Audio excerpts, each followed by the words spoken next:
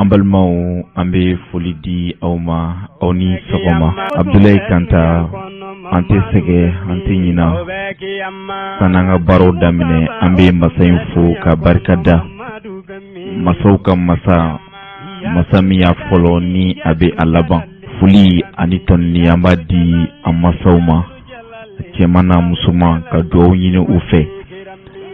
jamana dɔnnibaw a karamɔgɔw an bɛ foli d'u ma ka duwaw ɲini u fɛ tile hɛrɛ ala ka di a silamɛ bɛɛ lajɛlen ma ala ka jamana kolosuma Abdoulaye Kanta an bɛ don min na i n'a fɔ bi an k'an jija an ka baaraw la baaraw an k'u kɛ ka kɛ ka ɲɛ ala ɲɛ siranyaw ka ye an ka baarakɛtaw la ka da o fana kan min ye adamaden tɔɲɔ ye an k'an kisi an k'an jija o kana ye an ka waleyaw la ka sabu kɛ n'i ye jamana ta k'a lajɛ bi ni se b'i ye kana i ka se kana yanga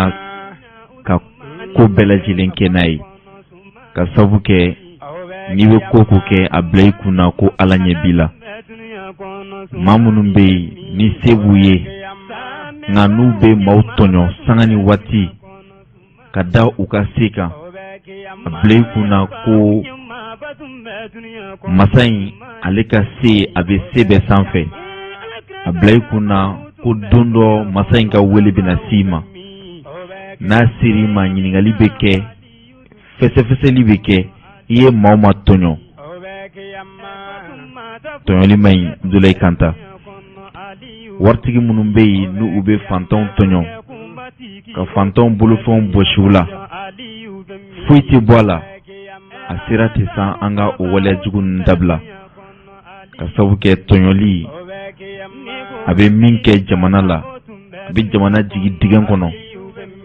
a bɛ basigibaliya sabati jamana kɔnɔ a bɛ kɛ sababu ye sɔrɔ yɛrɛ tɛ jiri jamana kɔnɔ tɔɲɔli ale ni fantanw k'u joli min o bɛ jamana fɛn fɛn kɔnɔ o jamana bɔ man d'a yɛrɛ la dɛ cɛmancɛ fanga tigilamɔgɔw u ka laɲini ye o waleya ninnu bɛɛ lajɛlen de ka se ka dabila an bɛ foli di an marabaaw ma bi ni an don ka ɲi an balimaw bi alamisa n'a bɛnna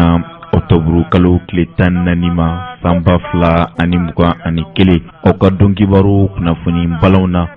min ye an ka kalanko minisiri ye n'o ye Teriw Usumani ye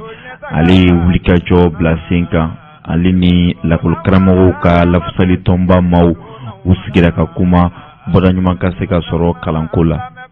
an balimaw bana min bɛ yen n'a bɛ wele ko kolotuguda dimi bana sigi kɛra an ka jamana kɔnɔ ka sanga ni don ye don min yɛrɛ tɔgɔdala ni bana in yɛrɛ kama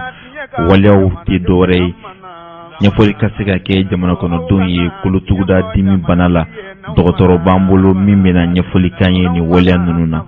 nin de y'aw ka kunnafoni balaw ye dɔ bɛ ɲini ka fara minnu kan ko o lase aw ma aw balimakɛ ni aw denkɛ Abdu Watara ale ni Abdoulaye Kanta aw bisimila ɲɛta don kibaru kɛnɛ kan an balimaw Mali foroba cakɛbɔdaw olu bɛ sɛgɛsɛgɛ jɛkulu min fɛ n'an b'a wele ko bureau du vérificateur général n'a ɲɛmaa ye Sanba Alhamdu Babi ye ale n'a ka jɛkulu maaw u bisimilala an ka cɛmancɛ fanga ma ɲɛma Colonel Asimi Goita fɛ a kɛra kuluba kunnasin hakililajigila baara ninnu n'i y'a ta k'a lajɛ Sanba Alhamdu Babi a ko san 2020 kɔnɔ sɛgɛsɛgɛli caman kɛra u fɛ Mali foroba cakɛbɔdaw kɔnɔna la o sɛgɛsɛgɛli ninnu n'i y'a baaraw ta k'a lajɛ u ye gɛlɛya dɔw sɔrɔ gɛlɛya minnu yɛrɛ bɔra coronavirus yɛrɛ sababu la o gɛlɛya ninnu bɛ tali kɛ min kan o tɛ dɔwɛrɛ ye coronavirus kɛra sababu ye min ye foroba cakɛbɔdaw ye gɛlɛya caman sɔrɔla u la ka sabu kɛ foroba cakɛbɔda caman kun bɛ yen u kun tɛ tile bɛɛ baara ka da o fana kan maaw bɛɛ lajɛlen kun tɛ taa baarayɔrɔ la ɲɔgɔn fɛ ka sanga ni o waleya ninnu bɛɛ lajɛlen ye min kɛra coronavirus gɛlɛya ye ka ɲɛsin foroba cakɛbɔdaw ma baara dɔw fana kun bɛ kɛ tele sira yɛrɛ fɛ n'o ye jabarani ye Sanba Alhamdu Babi ko o kɛra sababu ye ka gɛlɛya kɔni ɲɛsin olu ma u ka baaraw kɔnɔna na nka n'i y'a ta k'a lajɛ o benata olu sera ka u seko kɛ sɛbɛnfuraw ni y'u ta k'a lajɛ ko sɛbɛnfura 33 de kun bɛ olu bolo nka min ye 21 ɲɔnbɔɲɔnko ye u sera k'o bɛɛ lajɛlen sɛgɛsɛgɛ ka ɲɛ ale ni hakili jagabɔw caman kɛra olu la politi sira yɛrɛ nasira fɛ foroba cɛkɛbɔdaw kɔɲɛw la an ka jamana kɔnɔ sɛbɛnfura 22 ɲɔnbɔɲɔnko bɛ yen min ye foroba cɛkɛbɔdaw ye sɛgɛsɛgɛliw ɲɛsinna olu ma jamana kɔnɔ ale ni jamana kɔkan fo ka taa se kɛnyɛrɛye maaw ale ni min ye dugujukɔrɔ nafolo bɔli o baarakɛda dɔw fana bɛ a la o wale ninnu n'i y'u bɛɛ lajɛlen ta k'a fara ɲɔgɔn kan fana i b'a ye k'a fɔ mara cɛbɔli baaraw n'i ye o ta k'olu fana sɛgɛsɛgɛ olu jɛkulu dɔw fana bɛ u ka laɲini 22 in na u sera ka sɛgɛsɛgɛliw kɛ minnu na ka ɲɛsin jamana ka nafa ma Samba Alhamdu Babi a ye a perepere fana k'a fɔ nafolo koɲa yɛrɛ bila min ye sɛgɛsɛgɛli 12 ɲɔgɔnbɔɲɔnko ye o ɲɛsinna o yɔrɔ kofɔlen ma sɛgɛsɛgɛliw ka se ka jija hakilina 4 fana ɲɛsinna o ma sɛgɛsɛgɛli dɔw fana bɛ minnu bɛ ni laɲini kɛra olu la o bɛ taa jɔ fo sɛgɛsɛgɛli 5 ɲɔgɔnbɔɲɔnko la sɛgɛsɛgɛliw bolila sɛbɛnfura 22 min kan a ko n'i ye u ta k'a lajɛ ladala hakilinaw bɛ tali kɛ min kan o tɛ dɔwɛrɛ ye nafasɔrɔ sira boli fɛn fɛn kan u waleya ninnu bɛɛ lajɛlen la sɛgɛsɛgɛra ka gɛya walasa min ye nafolo ye minnu tunna olu taayɔrɔ ka se ka ɲini ka dɔn Samba Alhamdu Babi ka kɔrɔfɔ la a ko sɛgɛsɛgɛli ninnu ni u baaraw ta ko u jate minɛ olu ka sɛgɛsɛgɛliw bolila fɛnba minnu kan o bɛ tali kɛ lakanako kunnafoniyaw la dumuniko fanfɛ n'o ye sumaw ye ka da o fana kan min ye sojɔ baaraw ye sɛgɛsɛgɛliw bolila o fana kan ka se siraba dilanw ma o wale foroba cɛkɛbɔdaw olu maracogoyaw sɛgɛsɛgɛli kɛra ka ɲɛsin olu ma fana min ye mara cɛbɔli ye ɲɛta ka se ka sabati marabolo bɛɛ lajɛlen na sɛgɛsɛgɛli kɛra o waleyaw kan kɛnɛya kunkanko sɛgɛsɛgɛli kɛra o kan ka se ji ale ni kuran ma baarakɛbonda minnu bɛ yen ni se kɛra o baarakɛbonda minnu bɛ yen ni sɛgɛsɛgɛli sera olu ma o dɔ bɛ tali kɛ OPAM na ni ko OPAM o ye jɛkulu ye n'o ye foroba jɛkulu ye minnu ka baara bɛnnen bɛ sɛnɛ yɛrɛ yiriwali koɲɛw ma fo ka taa se sukaro yɛrɛ bayɛlɛmali fo ka taa se sukaro bɛ dilan bayɛlɛmali so min na n'a bɛ wele ko Nsukala o fana bɛ a la ale ni Anazer ni o ye jɛkulu ye olu ka baara bɛnnen bɛ siraba yɛrɛ kɔrɔsili baaraw ma ka se AGEROUTE ma ni ko AGEROUTE o ye jɛkulu ye olu ka baara fana bɛnnen bɛ sira dilan ma ale ni foroba cɛkɛbɔdaw nafolo yɛrɛ koɲɛw bɛ sabati yɔrɔ minnu na olu dɔ fana b'a la marabolo ɲɛmaa n'o ye minisiri ɲɛmaa ye ale bɛ baara kɛ yɔrɔ min na o baarakɛyɔrɔ nafoloko bɛ jɛkulu minnu bolo a yirala k'a fɔ ko da nana se o yɔrɔ ninnu bɛɛ lajɛlen ma ka se jiko ale ni kuranko o la sabati yɔrɔ i n'a fɔ Somajep SA ale ni Énergie du Mali SA baara ninnu n'i y'u ta k'u jateminɛ hali bi a yirala k'a fɔ jateminɛw la ko min ye Buguni marabolo ka se Sibi ale ni Fana ma vérificateur général ka maaw kɔni sera o yɔrɔ fana na sɛgɛsɛgɛli dɔw la hali Kulukoro marabolo ale ni Bagineda o bɛɛ lajɛlen b'a la min ye mara kɛcogoya ye an ka kɛnɛyasoba la jamana faaba la n'o ye Gabriel Touré sɛgɛsɛgɛli dɔw fana kɛra o yɔrɔ kofɔlen ninnu na ale ni pharmacie populaire du Mali o ye jɛkulu ye minnu ka baara bɛnnen bɛ fura yɛrɛ koɲɛw ma k'a ta k'a di furafeereyɔrɔ la ale ni k'a labila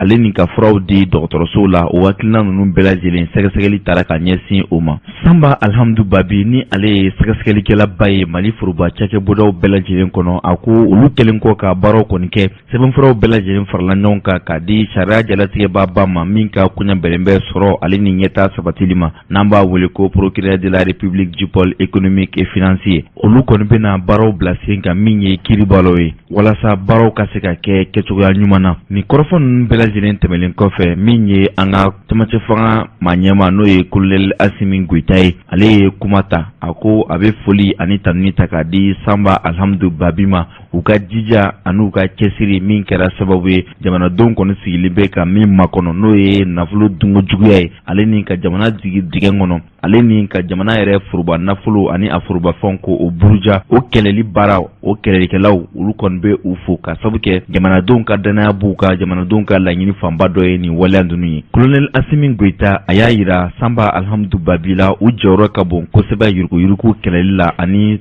nafolo dunko juguya la an ka jamana kɔnɔ ka da o kan a kɔni b'a ɲini u fɛ u ka se ka dɔ fara u ka jija ni cɛsiri kan min bɛ se ka kɛ sababu bɛ fantan minnu bɛ n'olu b'u ka dɔrɔmɛ bɔ ka ta ka di jamana marabaaw ma olu fana ye danaya da foroba cɛkɛbɔda maa minnu kan maa minnu bɛ ni olu ye maa ŋaniya jugu ye n'olu ka baara bɛnnen bɛ ka o nafolo ninnu ta ka dun o maa ninnu ka se ka ɲini k'u bɛɛ lajɛlen minɛ walasa min ye danaya ye a ka sabati jamana kɔnɔdenw ani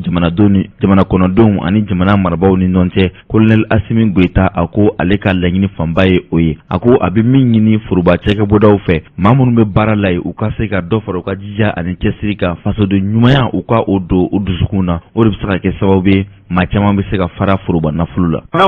An balimaw Mamoru Tilenw ka faraɲɔgɔnkan kulu min bɛ yen n'a bɛ wele ko Mouvement Signataires de l'accord olu y'a jira k'a fɔ ko u bɛ n'u ka dɛmɛ fanba bɛɛ lajɛlen ta ka ɲɛsin an ka marabolo maaw ma ni o ye Colonel Assimi Goïta ale ni Dr Sogɛl Kokala Mayiga ye ka da u kan min ye u ka jɛkulu dɔ ye n'o ye u ka bolofara dɔ ye n'a bɛ wele ko CSP o jɛkulu yɛrɛ kɔnɔna na min ye SEMA ye ale ni Mamoru Tilen tɔ minnu bɛ olu ka jɛkulu misɛnninw n'olu faralen don ɲɔgɔn kan o jɛkulu kɔnɔna na u kɔni ye olu kɔni kɛ bolokɔfɛfɛn ye hakililajigila bolonɔbila kɛra sɛbɛnfura min na ni bɛnɲɔgɔnya sabatira n'a bɛ wele ko accord de Ouaga jɛkulu fila min ye o bila sen kan ni a dɔ ye plateforme des mouvements du 14 juin n'u taara baara tɔw laban Algérie kaw fɛ yen marisi kalo tile fɔlɔ san 2015 ka da o fana kan min ye mai kalo tile 15 ye u nana a sɛbɛntiya an ka jamana faaba la ni o ɲɛmaya bɛ Habala Amzata bolo n'ale y'u ka kumalasela ye ale ko olu kɔni bɛɛ lajɛlen farala ɲɔgɔn kan u bɛnna hakilina ni laɲini minnu na o tɛ dɔwɛrɛ ye cɛmancɛ fanga bɛ maa minnu bolo olu na o seko n'u damayira bɛɛ lajɛlen kɛ ka se ka u dɛmɛ u ka baaraw la walasa min ye bɛnɲɔgɔn sɛbɛn ye a ka se ka lasabati bɛn ka sabati Mali jamana kɔnɔ ka da o fana kan jɛkuluba fila in ko olu bɛ min laɲini Mali dugukolo a ka to Mali taya la k'a daminɛ Mali kɔrɔn ka taa fo Mali tilebi Mali bani Mali baba a bɛɛ lajɛlen ka to Mali taya la laɲini min bɛ olu la jamana farafarali o tɛ olu ka hakilina ye olu kɔni b'a laɲini maa de bɛ ni ŋaniya ɲuman bɛ u la n'u bɛ se ka fɛɛrɛ kɛ walasa Mali ka se ka kɛ kelen ye olu bɛ o maaw de dɛmɛ o de kɛra sababu ye u ko u bɛ hakilinaw ta ka ɲɛsin cɛmancɛ fanga tigilamɔgɔw ma u ka se ka ɲɔgɔn faamuya min bɛ se ka kɛ sababu ye basigi ka sabati jamana kɔnɔ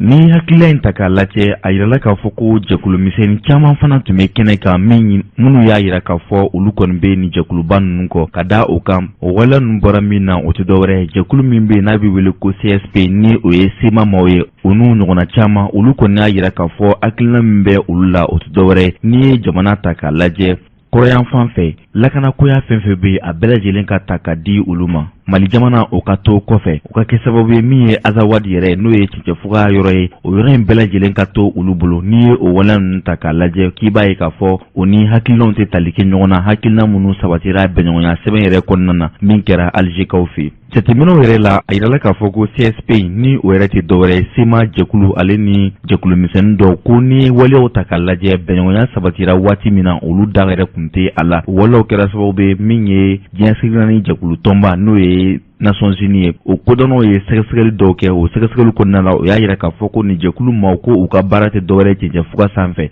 min ye dɔrɔgu feere ale ni yuruguyuruguko ye ko u yelen bɛ o waleyaw de la o kɛra sababu ye min ye plateforme jɛkuluba ye an ka jamana kɔrɔyan fan fɛ olu y'a yira k'a fɔ olu kɔni tɛna sɔn cogoyasi la k'u yɛrɛ to ni jɛkulu ninnu bolo o la hakilina min bɛ olu la o ni Mali marabaaw ka se ka baara kɛ ɲɔgɔn fɛ min bɛ kɛ sababu ye ka se ka Mali la kolosuma ni waleya ninnu bɛɛ lajɛlen ta k'u jateminɛ i b'a ye k'a fɔ Mali marabaaw kɔni ko laɲini min bɛ olu la o tɛ dɔwɛrɛ ye min ye DDR ye n'o tɛ dɔwɛrɛ ye min ye DDR ye ka kɛlɛkɛcɛ kɔrɔw k'u bɛɛ lajɛlen wele ka marifa minɛ o la ka o lakurakuraya k'u don kɛlɛkɛcɛw fɛ hakilina de bɛ olu la olu b'a fɛ o baara ka teliya kosɛbɛ min bɛ se ka kɛ sababu ye yafa ka se ka kɛ ɲɔgɔn ma kɛlɛkɛcɛ kuraw ale ni maa minnu bɛ ni marifa tun b'u bolo n'u olu ye marifa bila ka segin ka fara kɛlɛkɛcɛw kan olu ka se ka baara kɛ ɲɔgɔn fɛ o de bɛ kɛ sababu min ye lakana ani hakilisigi ni basigi ye o bɛ se ka sabati jamana kɔnɔ. Kunamana dɔnkibaaru kuma sera n'awmana kunamana tiɲɛ di kunun dɔ don n'awmana ko n'aw mana arajo ɲɛtaga la n'aw mana ko n'aw mana jama bɛɛ sigilen don n'aw mana ko n'aw mana lamɛnbaa jama sigi bɛ n'aw mana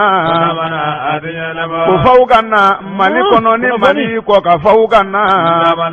An balimaw tarata don a yirala k'a fɔ min ye Faransi kɛlɛmancɛw ni u bɛ wele ko Barkhane ko olu ka kɛlɛkɛcɛ dɔ kɔni bɔnɛna ani na Tombouctou marabolo kɔnɔna na. A kunnafoniya kɔni dila Faransi minisiri fɛ u ka minisiri min ka baara bɛnnen bɛ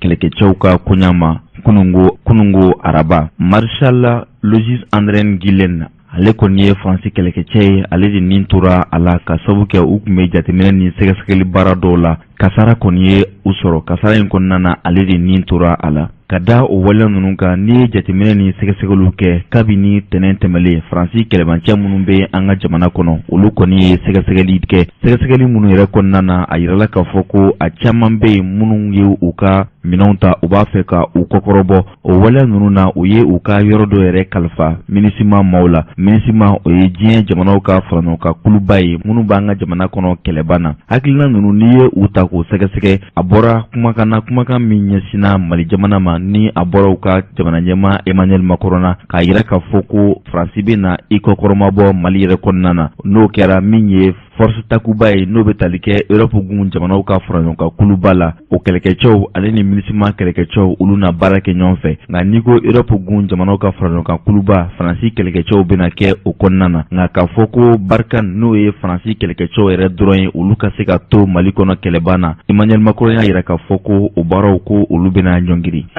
An balimaw kunungo araba min bɛnna Octobre kalo tile 13 ma san 2021 nɛgɛ kaɲa 9 tɛmɛni ni miniti 30 ye. Bolidi ɲɔgɔnma ale ni hakili falen an ka pankurujigi kɛnɛ maaw fɛ. Ale ni jɛkulu min ka baara bɛnnen bɛ ɲɛnaminifɛnw yɛrɛ kɛlɛli ma olu ka wulikajɔ kɛra sababu ye min ye ɲɛnaminifɛn n'a bɛ wele ko cannabis o garamu 249 u sera k'a boloda o kan. Ni ɲɛnaminifɛn a kɔni tun faralen don fini dɔw kan an bɛ min wele ko t-shirt a bɔra Canada jamana yɛrɛ de kan ka tɛmɛ Faransi jamana kan a bisimila yɔrɔ o tun ye an ka jamana faaba ye. Ni ɲɛnaminifɛn garamu 249 a kɔni nana taama sira jɛkulu dɔ fɛ min bɛ wele ko FEDEX. A kun kan ka di Mali jamanaden dɔ de ma min yɛrɛ bɛ yen ni a tunnen don bi ka sabu kɛ jɛkulu min ka baara bɛnnen bɛ ɲɛnaminifɛnw kɛlɛli ma olu ye wulikajɔ bila sen kan u bɛ ka nin ma kufulen yɛrɛ ɲini u ma se ka u ɲɛ d'a kan fɔlɔ.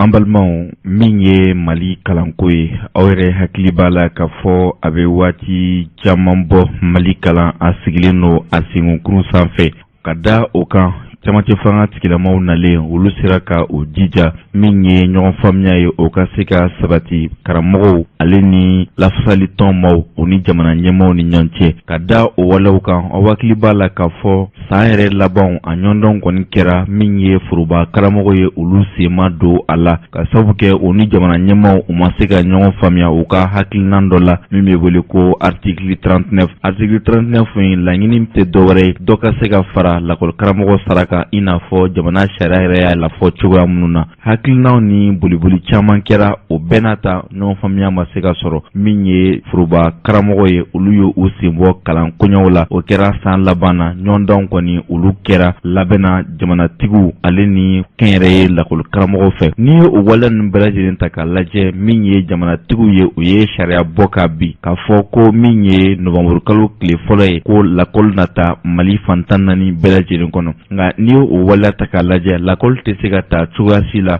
fo lakɔli karamɔgɔ u ka lafasali tɔn ale ni jamanatigiw n'o ye minisiriso ale ni Colonel Assimi Goïta ka se Dr Sugal Kukala Mayiga ma u ka se ka don da kelen fɛ ka bɔ da kelen fɛ. O baara ninnu n'i ye u ta k'u jateminɛ min ye minisiri ye n'o ye Dedewu Usumane n'o ale ye kalanko minisiri ye bi a ye wulikajɔ kɛ. Wulikajɔ in kɔnɔna na lakɔliko yɛrɛ n'i y'a kunya ta k'a lajɛ maa o maa da b'a la ani olu bɛɛ lajɛlen sera ka sigi ka kuma kan ka hakili jagabɔ kɛ ka fɛɛrɛ dɔw ɲini fɛɛrɛ minnu bɛna kɛ sababu ye bɔda ɲuman ka se ka sɔrɔ Mali kalanko la sani novembre kalo tile fɔlɔ san 2021 cɛ walasa baaraw yɛrɛ ka se ka nɔgɔya. Colonel Assimi Goïta a y'a laɲini k'a fɔ min ye lakɔliso 2000 ye jamana fantan 4 bɛɛ lajɛlen kɔnɔ. Gɛlɛya bɛ yɔrɔ minnu na minnu tɔlu cɛlen don minnu kogo pɛrɛlen don minnu banw cɛnnen don o yɔrɔ ninnu bɛɛ lajɛlen ka se ka labɛn sani kalan wuli cɛ ka da o kan o baaraw bɛ sen na. Minisiri fana ye wulikajɔw bila sen kan ani lakɔli karamɔgɔw olu ka lafasali tɔn n'o ye syndicat signataire ye u sigira ka kuma nka ka kɔn o ɲɛ min ye denmisɛnninw ye olu masaw olu ka tɔnba n'a bɛ wele ko parents d'élèves ani olu sigira ka kuma u ye hakili jagabɔ kɛ fo ka se maa de bɛ n'olu da kan ka don kalanko la ani olu bɛɛ lajɛlen sigira ka kuma ka hakili jagabɔ kɛ kalanko yɛrɛ la ka da o fana kan kuma yɛrɛ nana laban min na o tɛ dɔwɛrɛ ye ale ni lakɔli karamɔgɔw ka lafasali tɔnba olu sigira ka kuma tɛnɛn yɛrɛ tɛmɛlen. O sigi in kɔnɔna na hakili jagabɔ caman kɛra laɲiniw caman kɛra min bɛ se ka kɛ sababu ye lakɔli karamɔgɔw o ni jamana marabaw u ka se ka ɲɔgɔn faamuya ka don da kelen fɛ ka bɔ da kelen fɛ walasa min ye novembre kalo tile fɔlɔ ye bɛɛ lajɛlen ka bɔ lakɔlidenw minisiri yɛrɛ n'a ka maaw ale ni lakɔli karamɔgɔw kɛnyɛrɛye ta ka se forobataw ma u bɛɛ lajɛlen ka bɔ Mali kalan a ka se ka bila sen kan. Ka da nin waleya ninnu bɛɛ lajɛlen kan an ye minisiri ka kumakan dɔ sɔrɔ an ka jango lamɛn. Bi an an ka école karamɔgɔw depuis semaine dernière ministère de l'éducation nationale an ye sigikafo daminɛ ni mɔgɔ n'an b'a fɔ a ma ko les acteurs de l'école n'olu de kan ka olu de b'u sen don école ko la olu de bɛ école ko olu de b'a kuma fɔ donc a kuma a man kan ka fɔ mɔgɔ si kɔ donc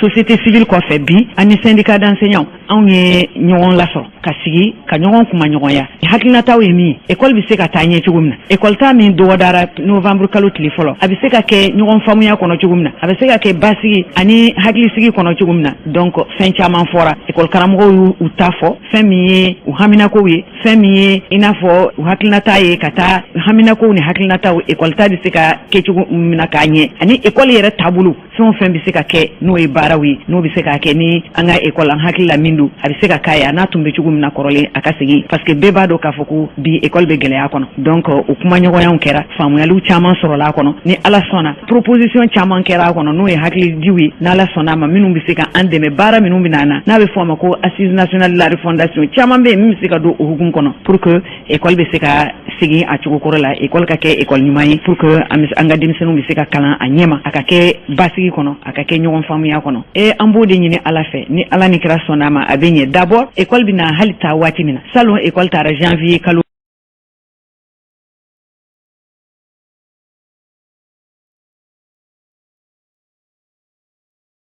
labana ñina école bi nata novembre kalo damnena donc déjà école bi na prolonger ni kalo sabadi donc novembre décembre janvier donc no farala ka ta fo mois de juin na inshallah hakila ni ukera o déjà o départ école année scolaire abi se ka na dondoni o le ka ke kalo saba kalo nani kalo woro abi se ka ta fo kalo segin kalo konontana donc déjà o ye fin mi abina école karamogo ni école somogo ani école diw yere deme ko sobe amna kumo ka gouvernement disponible lendo nala sonama dona tawla amna synergie wele onu gouvernement bina sigi ka kuma an hakila proposition minnu be gouvernement fe ka ke inshallah proposition nyuma ndo wa hat dalemba la fana ka foko famuyali bina soro akula ambe mali diwnde ambe mali ka nyeta surtout école ko ambe bodi no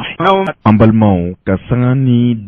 domi sigilimbe kolotugudaw bana yɛrɛ ma n'a bɛ wele nazaraka na ko rhumatologie o ɲɛnɛmayala an ka jamana kɔnɔ tarata min bɛnna octobre kalo tile 12 ma san 2021 a masala tun bɛ ka boli min kan o tɛ dɔwɛrɛ ye dɔnniya ka se ka sɔrɔ nin bana in kan ka sababu kɛ kolotuguda bana a kɛlen bɛ sababu ye ka maa caman wuli k'u jɔ u sen kan walasa bɔda ɲuman ka se ka sɔrɔ waleya ninnu bɛɛ lajɛlen na professeur Idrissa Amadou Cissé ale ye walawalali kɛ an ye an ka jango lamɛn. Ne tɔgɔ professeur Idrissa Amadou Cissé ne ye pongé service de rhumatologie ye dɔgɔtɔrɔso cakɛda min bɛ i jɔ ni kolotuguda banaw ye kolotuguda a bɛ se ka kɛ ne y'o ɲɛma ye an ye farala ɲɔgɔn kan pour que ka ye don ye min ye kolotuguda birintili don ye pour que mɔgɔw ka se ka a dɔn a bana sugu ye min ye a kɛra dɔgɔtɔrɔ kunda a kɛra mɔgɔw banabaatɔ kunda a ka se ka faamu k'a dɔn bana minnu don furakɛli cogo b'a la mais il faut que bana ka dɔn joona ni bana dɔnna joona a kɛra dɔgɔtɔrɔw fɛ banabaatɔ ka wuli ka taa dɔgɔtɔrɔso la joona o y'a fɔlɔ ye a filanan dɔgɔtɔrɔ minnu bɛ taa lajɛ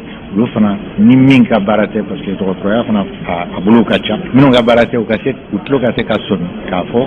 nin bɛ sɔrɔ koloci dɔ ye min kɔlɔlɔ bɛ se ka bonya kɔfɛ donc n bɛ ɲininkali kɛ n to ɲɔgɔn fɛ parce que bɛɛ n'i ka baara de don bɛɛ n'i bɛ min yɔrɔnin min dɔn kosɛbɛ mais an bɛ fara ɲɔgɔn kan ka ɲɔgɔn nafa bolokɔni den tan de kelen tɛ se ka bɛɛ ɲɛnabɔ bana in sɔrɔ cogo kelen t'a la k'a fɔ ko nin ye sababu ye k'a di o fɛn tɛ mais mɔgɔw ye kɔlɔsili kɛ du dɔw kɔnɔ a ka ca wa dudenw na ka tɛmɛ fan dɔw fɛ mais o kɔrɔ tɛ ko a bɛɛ sɔrɔ bangebagaw fɛ mɔgɔw b'a wele tubabukan na ko hérédité tɛ mais du dɔw la a ka ca dudenw na ka tɛmɛ fan dɔw kan mais mɔgɔw ka jate la dɔgɔtɔrɔw ka jate la c'est parce que a tigilamɔgɔw bɛ yɔrɔ kelen u ka tabiyaw ye kelen a kɛra dumuniko ye a kɛra siliko ye a kɛra fɛn wɛrɛw ye min bɛ se ka kɛ o sababu ye mais kun kelen ma don a la mais a problème ye min ye c'est que farikolo de bɛ fili a yɛrɛ ma a kɛ sababu ye k'a yɛrɛ kɛlɛ a yɛrɛ kɛlɛtɔla in a bɛ kolotuguda ninnu de ɲimi kosɛbɛ kolotuguda ninnu mana ɲimi u bɛ jɛngɛ n'u jɛngɛra u tɛ se ka lasiyɛn bilen a bolokɔni mana jɛngɛ fɛn caman bɛ yen i tɛ se k'o kɛ dɛ donc n'o fana tɛ kɛ e dun ye baarakɛla ye ou bien i kan ka denw ladon a ka ca muso kunda ka tɛmɛ cɛ kunda ni denw tɛ se ka ladon tuma dɔ la mankan bɛ caya du kɔnɔ mankan bɛ caya baarakɛyɔrɔ la o ni a baarakɛ donbaliw fana bɛ caya o bɛɛ n'a kɔlɔlɔ de don mɔgɔw ma société tɔ ma Mali la bi n'i y'a fara ɲɔgɔn kan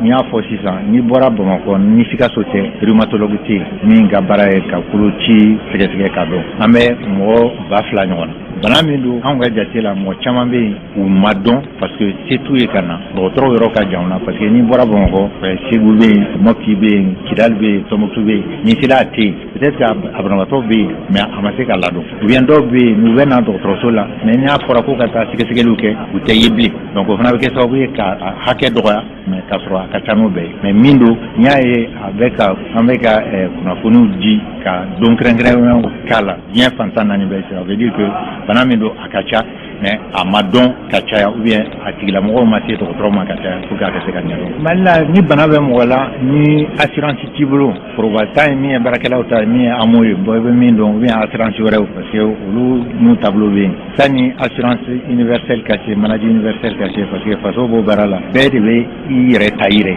donc bana minnu don n'i y'a jate minɛ a sɛgɛsɛgɛli gansan jelita n'a arajo a bɛ taa 3000 la n'o o sɛgɛsɛgɛli ka bana dɔn e ye 3000 bɔ ordonnance min bɛ d'i ma parce que furaw ka ca a furaw tɛ fura minnu ye minnu bɛ sɔrɔ ten i y'a faamu fura yɛrɛ sɔrɔli Bamakɔ kuma dɔ la o kɛra kɔsa in na de sinon fɔlɔ a tun tɛ sɔrɔ ordonnance min bɛ d'i ma a dɔgɔyalen bɛ taa 6000 e k'a jateminɛ bi bi na maliyɛn ka sɔrɔta min bɛ se ka 6000 bɔ fura la e kelen du kɔnɔ an ka du ninnu a caman mɔgɔ 10 mɔgɔ 15 mɔgɔ 10 mɔgɔ 20 e ni e kelen ka kɛnɛya ye 6000 ye kalo kɔnɔ o tuma a tɔ bɛ balo cogo di k'a sɔrɔ mɔgɔ kelen sara kelen mɔgɔ 10 mɔgɔ 20 de dulonnen don donc a problème y'o de donc o wele kan de bɛ bila faso ɲɛmɔgɔw ye u k'u janto banabaatɔ sugu la ka dɛmɛ don u ma c'est que dɛmɛ bɛ ka don cancer tigiw ma dɛmɛ bɛ ka don drépanocytose tigiw ma o ye jelikisɛ koloci dɔ ye donc ninnu fana ta ni dɔ bɛ se ka kɛ a mana dɔgɔya cogo o cogo dɔrɔmɛ ma nɔgɔ miliyɔn man ca ni dɛmɛ de don n'a dɔra mɔgɔ ma a bɛ se ka fɛn caman ɲɛ. An balimaw tɔn min bɛ yen n'a bɛ wele ko ACRT faso ka wele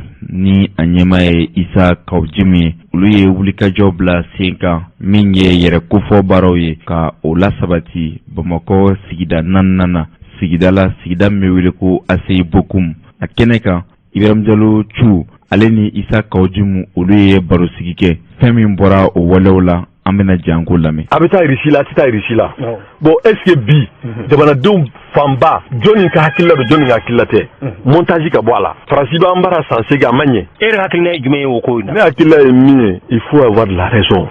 ye mun ye n'i ye ko ta k'a lajɛ cu an kana jamanadenw hakili suɲɛ sa le premier partenaire du Mali jɔn don Faransi tɛ wa wari min n'anw bɛ ka dun a wari su mɛ yɔrɔ jumɛn Faransi tɛ wa trésor français CFA bɛ yen e b'a kalama ne y'a fɔ mɔgɔ ma bɔ ka kuma in sɔsɔ ne ko en 1961 le 20 janvier Modibo Keïta ye Faransi bɛɛ gɛn ka bɔ yan 70 il a été obligé de faire un accord militaire avec la France en 19 Modibo ye faramali kɛlɛ ka bɔ CFA la en 1964 il a été obligé de faire accord monétaire avec la France pour que faramali ka kɛ convertible ye o kɛra an bɛɛ ɲɛna o m'a d'a ma Musa Traoré nana a ko gɛlɛra Musa yɛrɛ ye Mali ta ka don CFA la siɲɛ kelen n'i ko i b'o tigi kɛlɛ i t'a ɲɛɲini Musa dɛsɛra Modibo dɛsɛra mɔgɔ minnu na Musa Traoré dɛsɛr'u la e ma a ye élu e nana kare kɔnɔna de fɛ ne taara dafa kuma mugu la e yɛrɛ dun b'a dɔn jamana in n'i y'a ta tungaranke 180 ni kɔja o nafolo bɛ bɔ Faransi n'a a filanan Isa kaw jim bon ni b'o kɛlɛ kɛ wa nin fana na e fɛla ye jumɛn ye Macron ye dɔgɔyama mun dan kan e b'o cautionner Choguel de dɔgɔyama sa ma wala Macron n'i ye mɔgɔ fa ni na ka so a denw bɛ se min na ou bien dutigi bɛ se min na t'o kɛ Choguel bɔlen ka taa Macron Faransi dɔgɔya qui nous a lésé en plein vol ka kuma dɔw fara ɲɔgɔn kan Nations Unies na kɛnɛba kan n ko de Macron bila nin bɛɛ fɔli la n'o tɛ tuma nin fɔ ka jamana bɛɛ dɔgɔya mais monsieur kɔnɔna na ye jamana bɛɛ dɔgɔya mais Choguel de y'a se dɔgɔyama ma c'est comme ni i den bɔra ka taa mɔgɔw fanu bani ni fani ni bani ka mais jɔn nɔ don mɔgɔ bɛ se par voie diplomatique i b'i ka laɲini bɛɛ fɔ a bɛ ni mɔgɔ min cɛ ka so i mana fɔ kɛnɛ kan ale ye kuma in fɔ jɔn ye a taara fɔ jama min na olu t'a gérer jamana 5 de bɛ diɲɛ gérer conseil assemblée des Nations Unies tɛ diɲɛ gérer conseil de sécurité de bɛ na diɲɛ gérer c'est les 5 pays qui ont le droit de voter Faransi b'o la Chine b'o la Russie b'o la Angleterre b'o la nkalon don wa bon o jamana 5 olu de bɛ diɲɛ b'olu de bolo bon anw ta in kalifalen don Faransi de ma anw tɛ se ka foyi kɛ ni Faransi ma sɔn a ma u ye diɲɛ tila ten de bon ne ma fɔ a ka ɲi mais a bɛ ten de bon n'a bɛ ten e dun b'a dɔn i bɛ na ko min b'a fɛ k'a laɲini tɛ se e bɛ n'i ka jamanadenw hakili suɲɛ ka taa murubo fini don i yɛrɛ la ka taa kuma fɔ kuma min solution t'i bolo a taatɔ a taara Faransi ka avion na a natɔ a nana Faransi ka avion na donc n'i bɛ kɛlɛ kɛ il faut avoir les moyens murubo fini in kɔrɔ de ye an danbe an ka segin an danbe ma ala kɛ murubo mo n'ale tun bɛ Musa de kɔ Musa de ma murubo bi yan c'est ça la démagogie il défend toujours les thèses de Musa Traoré ici alors e bɛ se ka Musa défend ka tila ka murubo mɔgɔ ye cogo di a b'a yɛrɛ koja mɔgɔw ye de mais kalon kan il est toujours dans le rapport de force comme a b'a dɔn fanga bɛ Asimi bolo sɔrɔsiw tafan ye min ye bi ka bɔ Faransi ka jɔnmaya kɔnɔ on est d'accord mais politiquement on ne peut pas aujourd'hui on ne peut pas on doit an bɛ se yan e bɛ se ka kari CFA quoi le Mali a le moyen de créer le franc malien aujourd'hui il peut pas Mali bɛ se o la bon Mali bɛ se malien joli bɛ yen bi n'a bɛ se ka malien joli bɛ balo bi euro la malien joli bɛ balo dollar la malien joli somɔgɔw bɛ Faransi n'u bɛ balo bila ka na malien joli bɛ Faransi papier n'u bɛ baara ni Faransiw gɛn ka na Choguel bɛ se k'o la ATT ko a bɛ Faransi kɛlɛ o de ma bi yan ATT tugura Kadafi kɔ k'a bɛ Kadafi lafasa o de ma ATT bi yan o de ma bi yan o kɔlɔlɔ t'an da la Libi karili de kɔlɔlɔ t'an da la minnu b'u yɛrɛ kalama n'olu bɛɛ bolila ka bɔ Kadafi kɔrɔ c'est pas parce que Kadafi ma nafa kɛ o mais u y'a dɔn a bɛ Kadafi ni mɔgɔ min ta tɛ so la o Kadafi de taara fɛn in fara charte in fara ko kalon don a y'a fara min bɔra la a m'a ye wa a m'a ye a banna dugutigi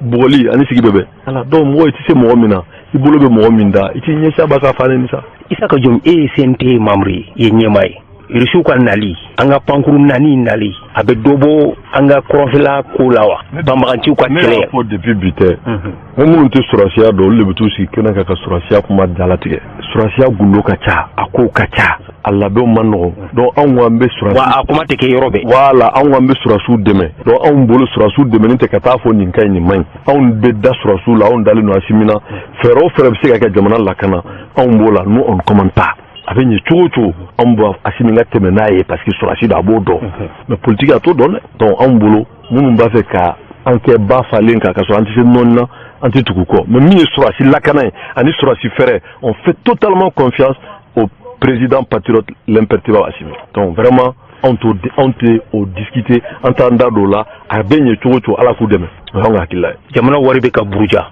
minɛliw bɛ sen na an yɛrɛ y'a mɛn ko ministre dɔw bolila kunu aw ye sariya dɔ ta k'a fɔ k'i minɛ k'i don kaso la o dɔrɔn tɛ dɛ k'a lajɛ i ka so belebele minnu bɛ yen olu ka se ka feere yaasa u ka se ka don jamana jiginɛ kɔnɔna la e ka mirinata ye jumɛn ye waridumu in kɛlɛli la ne kan ka fɔ Kasongo ye fasoden ɲuman ye a bɛ kiiri dɔn et puis a ye na ni loi min ye loi ɲuman don parce que an b'a ye fɔlɔ mɔgɔw bɛ minɛ de k'u ye wari dun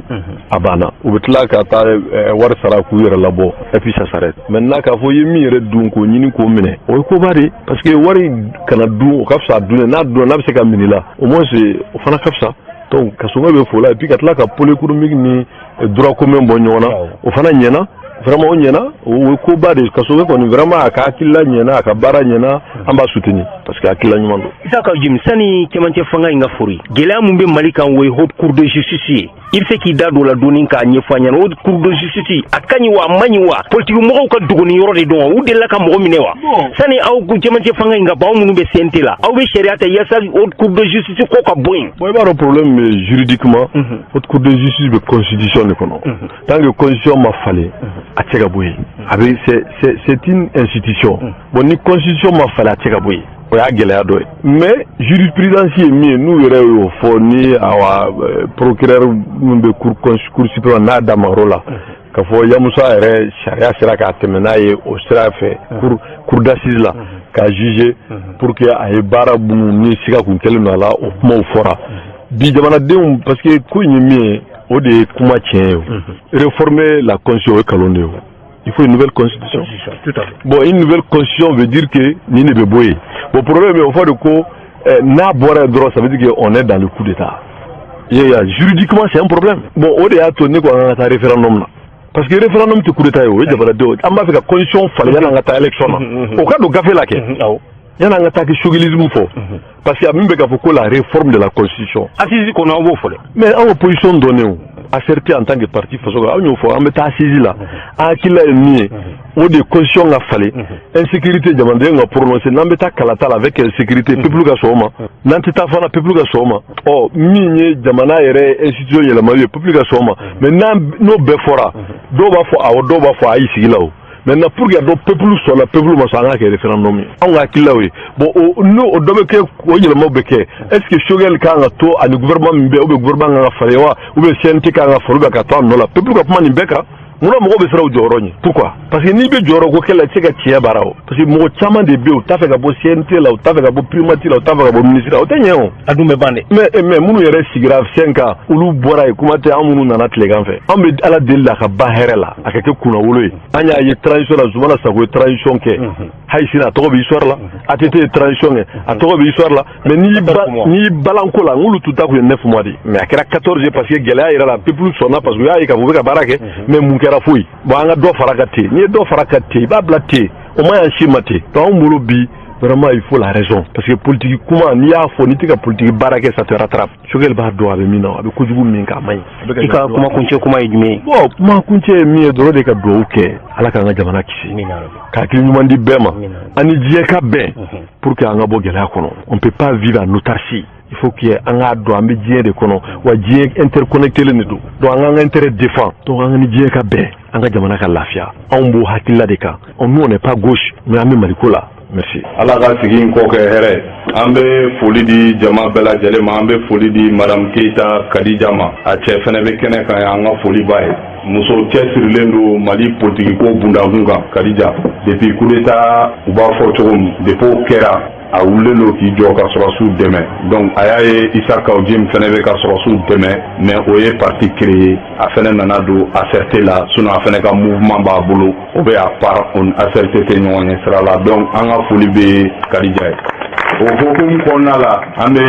an ka imperturbable fo n'o ye Isa Kawudim ye a tɛ yɔgɔyɔgɔ i se ka kɛ i t'a faamu min nka n'a ka tiɲɛ bɛ ni n'a ka tiɲɛ binni i nimana kan don min na de a bɛ goya i ye nka n'a binni i jugu kan don min na a bɛ diya i ye donc a bɛ baara kɛ ni tiɲɛ de an ka foli bɛ Kawudim ye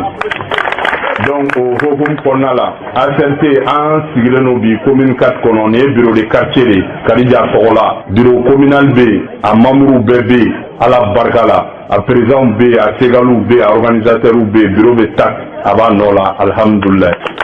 bureau quartier in Kadija tɔgɔ la n'a ma dɔ fara ACRT kan a tɛ fɛn bɔ a la commune 4 ye kin 8 ye a yɛlɛmana ka kɛ kin 14 ye mɔgɔ kelen tɛ se ko la bolokɔni kelen tɛ bɛlɛ ta an bɛ jɛ an bɛ baara kɛ an ni Kadija ni ala sɔnna a ma Mali kura min fɔra an b'a jɔ ɲɔgɔn fɛ inshallah ACRT yɛrɛ sigikun y'o de ACRT sigikun y'o de changement ka na o le ke yanni élection mana se politique mɔgɔw bɛ doni min kan kan ka taa safe 3 di musow ma ka balani show organiser i bɛ tilen ka dɔn kɛ fa karisa ka ɲi ba karisa ka ɲi t'i da so kɔnɔ kɔngɔ b'i la donc ça n'a pas de sens siraw bɛɛ tiɲɛnen don donc an ye ACRT sigi changement bɛ se ka na cogo min Kadija yɛrɛ bɛ se ka kɛ maire ye ala barika la maire kalan tɛ yen donc an ka fara ɲɔgɔn kan an ka ɲɔgɔn dɛmɛ commune kɔnɔ maire kalafili natɔ Kadija yɛrɛ ka kɛ muso bɔ dɔ ye a ka don mairie kɔnɔ ala barika la inshallah karew bɛ dilan ala k'an bɛn sababa ma o tɛmɛnen kɔfɛ ACRT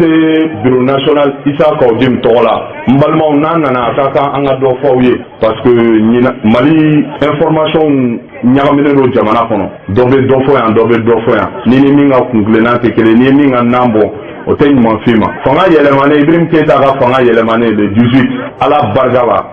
mɔgɔ fɔlɔ min wulila k'i jɔ tubabu ko t'o la communauté internationale ko t'o la ko ka sɔrɔsiw défend o ye Isa Kawudim a donni kuma caman fɔra o kɔfɛ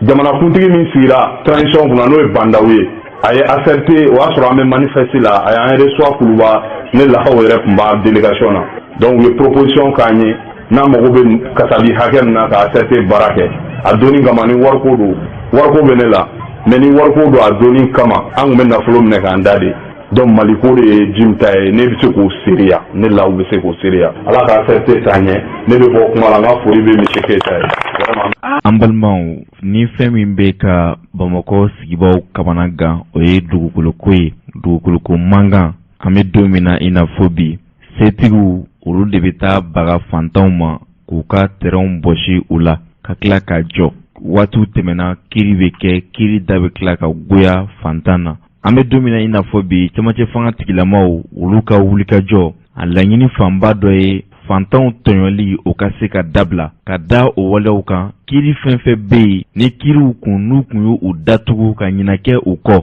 fantanw ka sɛbɛnfuraw ka datugu ka senw d'a kan ka sabu kɛ waritigiw u ye kiri tigilamaw yuruguyurugu ta ka ɲɛsiw ma an bɛ don min na i n'a fɔ bi o banna Mali jamana kɔnɔ ni waleya ninnu a b'an hakili jigin waleya la min kɛra kabini san 2016 a wulikajɔw bɛ sen kan Yakuba Kulibali terrain dɔ bɛ ale bolo Bamakɔ sigida 4nan na maa dɔ bɛ yen n'o ye Mamadu Jakite ale kɔni tun ye terrain bɔsi a la ka fɔ ka taa so jɔ a la o waleyaw kɛra sababu ye Yakuba Kulibali n'a ka maaw u sera yiriba kɔrɔ o fana ye jɛkulu ye n'u o kumalasela ye Sidiki Kuyate minnu jɔyɔrɔ ka bon kosɛbɛ ka se ka maaw dɛmɛ maa minnu tɔɲɔlen don wulikajɔw kɛra u sera Bamakɔ sigida 6nan kiribulon na kiribulon min na ni u ye nkalon ni tiɲɛ fara ka bɔ ɲɔgɔn na ka da o waleyaw kan kunungo araba u ye wele bila kunnafonidilaw ma ka se ka taa kɛ seere min tɛmɛna Mamadu Jakite ani Yakuba Kulibali ɲɔgɔn cɛ terrainko la ni jamanatigiw kiri tigɛlamaw u ye kiri tigɛ gɛlɛnya kan ka terrain minɛ ka di Yakuba Kulibali ma ko a ta don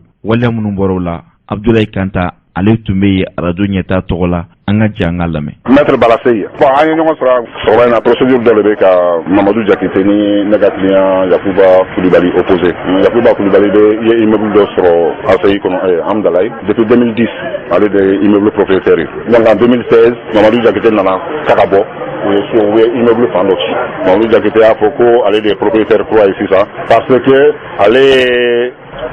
Adama Gindo so in nana mɔgɔ min na Adama Gindo ale y'o wele tribunal la ale gagna contre o donc titre in y'ale résultat ye sisan donc a ko Yakuba Kulibali ka sisan comme Yakuba Kulibali ma wele olu ka procédure min na ale tun tɛ foyi kalama la droit b'an permet ka procédure spéciale dɔ kɛ o de ye tierce opposition ye an nan'o de la tribunal du commerce la loi b'an tribunal administratif la loi b'an permet n'i ma wele kiri la n'i tɛ foyi kalama pièce i ma di ma foyi i kana tierce opposition na santé ye mun b'i bali k'a kɛ i bɛ se k'a kɛ même dans 10 ans dans 20 ans i bɛ se ka na tierce opposition na o de y'a to sɔgɔma in na an ye Mamadu Jakite wele ka na tierce opposition na bi juge tribunal administratif bɛ marché cogo di juge mana yɛlɛ o y'a sɔrɔ rapporteur kelen bɛ yen o b'a ka rapport kalan o bɛ solution dɔ proposer dɔw ka adopter quoi donc ale an ka rapporteur sɔgɔma in na a diyara an de la a ko k'an ka tierce opposition reçoit a ko ka Mamadu Jakite ka a ka fɛn annulé ko ka décision annulée mais maintenant ça veut pas dire que tribunal bɛ n'o décision de adopter u ye dossier bila délibéré la vendredi don mais rapport nous est favorable maintenant ni ko wɛrɛ ma bɔ a la normalement o bɛ rapport adopté et puis an b'a ye quoi mais jusqu'à présent tant que m'u ka décision fɔ an tɛ se k'a fɔ k'an gagnera ou bien ko dɔ in perdre la an bɛ vendredi juma don ne kɔnɔ.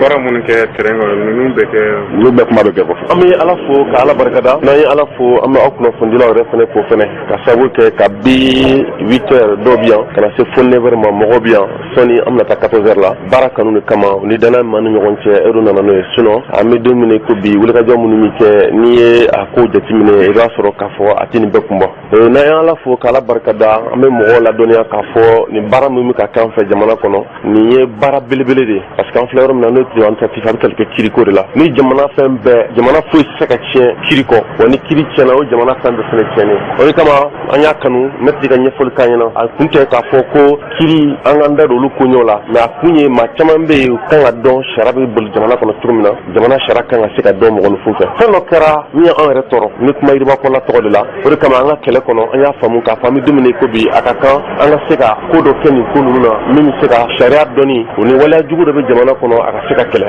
a yira ko Yakuba Kulubali ka ko bɛ yen mais ko wɛrɛ fana bɛ an tɛna da don mun na mais Dami Yakuba Kulubali ka nin kari kan fɛn dɔ de kɛra hakili tɛ se ka sɔn fɛn minnu ma o ye fɛn jumɛn ye i b'a ye k'a fɔ kiri dɔ kɛra Araman Gino ale ni Mamadu Jakite ɲɔgɔn cɛ o kiri kɔnɔ Mamadu Jakite u ni Meri de jɛra ka kiri kɛ u ni Araman Gino Mamadu Jakite ni Meri olu sera Araman Gino la kiri kɔnɔ mais Araman Gino Meri de ye a yira k'a fɔ ko yɔrɔ min n'o bɛ tali kɛ parcelle A11 k'a fɔ ko yɔrɔ min na a dira Adama Mamadu Jakite ma kabi wagati jan n'a a dɛsɛra ka wari sara ni a welela k'a ɲin'a fɛ wari min sarala fɛ a k'o ta ka tila k'a yira la tugun k'a fɔ ko a ka hakɛ tɛ yɔrɔ in kan bilen parce que kalo 4 de tun b'a bolo walima kalo kunbɛ tile 40 a yira k'a fɔ k'a taara fo san 4 na o kɔfɛ yɔrɔ bɔra a bolo ka na di mɔgɔ dɔ ma ale yɛrɛ ka kuma kɔnɔna na a b'a yira k'a fɔ ko yɔrɔ in kan ale ye $1,500,000 de yɔrɔ in kan donc o b'a yira k'a fɔ ale ma se ka fɛn sara min b'a to ni sɛbɛn min d'a ma k'a ka yɔrɔ tigiya kɛ miiri min nana yɔrɔ ale bolo ko o yɔrɔ di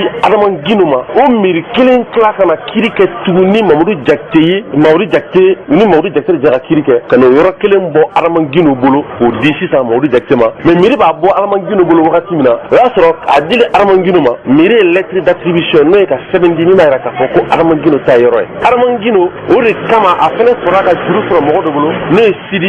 Sidi Lamine Keita Sidi Mohamed Keita o Sidi Mohamed Keita o de nana sisan o ka juru nɔ kan o de ye kiri kɛ ni Araman Gino ye o kiri kelen fɛ Araman Gino ye 21 janvier la Cour suprême la yɔrɔ nana san mɔgɔ min fɛ o de ye Sékou Traoré o yɔrɔ sannen Sékou Traoré fɛ Yakuba Kulubali ye yɔrɔ san o de bolo ka notarié k'a la o yɔrɔ sannen kɔfɛ Araman Gino ka sɛbɛya foyi tɛ dugukolo in kan miiri ka sɛbɛya foyi tɛ dugukolo kan parce que miiri bolo bɔra dugukolo la pewu o miiri kelen de filɛ tila ka na fara tugun Mamadu Jakite kan ka kiri kɛ ni an bɛ don min na ko bi ka kiri kɛ ni Araman Gino ye o yɔrɔ bɔ Araman Gino bolo sisan ka taa sɔrɔ Yakuba Kulubali min ta yɔrɔ ye o dama don kiri la o kiri de nana kɛ bi o jaabi an kun nana bi k'o kuma de kɛ a fɔra k'a jaabi bɛna bila juma don 14h k'o bɛ nin cogo de la maintenant ɲininkali bɛ min kan fɛ o de miiri min nana fara Mamadu Jakite kan ka kiri kɛ ni Araman Gino ye o tuma o miiri farala Mamadu Jakite kan kun jumɛn de la ko Mamadu Jakite ta yɔrɔ ye wa o tuma a farala kan kun kelen jumɛn de la o ma bɔ an bɛ k'o ɲininkali kɛ mun na bawo kiri kelen u ni Araman Gino ɲɔgɔn cɛ sɛbɛya sɔrɔlen k'a fɔ ko Mamadu Jakite ta de tiɲɛ ye o kelen kɔfɛ tugun miiri de tilala ka na ko yɔrɔ in bɛ di Mamadu Jakite ma bayi la sisan an bɛ k'an yɛrɛ ɲininka o tuma miiri farala Mamadu Jakite kan ka kiri kɛ kun jumɛn na o tuma olu farala Mamadu Jakite kan